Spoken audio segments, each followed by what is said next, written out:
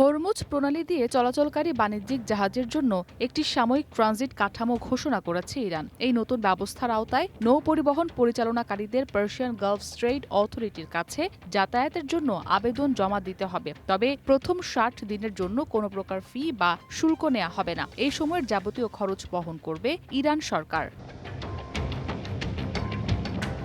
এক প্রতিবেদনে press TV বলছে, বৃহস্পতিবার ইরানের সুপ্রিম ন্যাশনাল সিকিউরিটি কাউন্সিলের সচিবালয় এক বিবৃতিতে জানায়, নৌযান চলাচল এবং নিরাপত্তার স্বার্থে জাহাজগুলোকে অবশ্যই কর্তৃপক্ষের নির্ধারিত রুট, সময়সূচি এবং পরিচালন সংক্রান্ত নির্দেশনা মেনে চলতে হবে। এর ফলে হরমুজ প্রণালীতে পর্যায়ক্রমে বাণিজ্যিক জাহাজ চলাচল বৃদ্ধি পাবে। এছাড়া গালফ স্ট্রেইট অথরিটিকে সমস্ত আবেদন অগ্রাধিকার ভিত্তিতে এবং দ্রুততার সাথে পর্যালোচনার নির্দেশ দেওয়া হয়েছে। হরমুজ প্রণালী দিয়ে ট্রানজিট পরিচালনার কার্যপদ্ধতি ও প্রযুক্তিগত প্রক্রিয়াগুলো পার্সিয়ান গালফ স্ট্রেইট অথরিটি কর্তৃক অবহিত করা হবে। মাইন অপসারণ সহ অন্যান্য বিষয়ের প্রয়োজনীয় ব্যবস্থা ইসলামাবাদ সমঝোতা স্মারকের ৫ নম্বর অনুচ্ছেদ অনুযায়ী গ্রহণ করা হবে।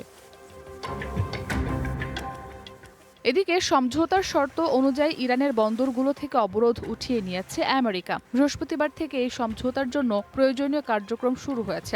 এক এক্স বার্তায় সেন্টকম জানায়, আরব ও ওমান উপসাগরে অবস্থিত ইরানের বন্দরগুলোতে যাওয়া কিংবা সেখান থেকে বের হওয়া জাহাজ চলাচলে আর কোনো বাধা দিচ্ছে না ওয়াশিংটন। সংস্থাটি আরও জানায়, ইরানের সঙ্গে হওয়া সমঝোতার সব দিক যথাযথভাবে বাস্তবায়ন হচ্ছে কিনা তা নিশ্চিত করতেই আমেরিকার যুদ্ধ জাহাজগুলো ওই এলাকায় মোতায়েন থাকবে।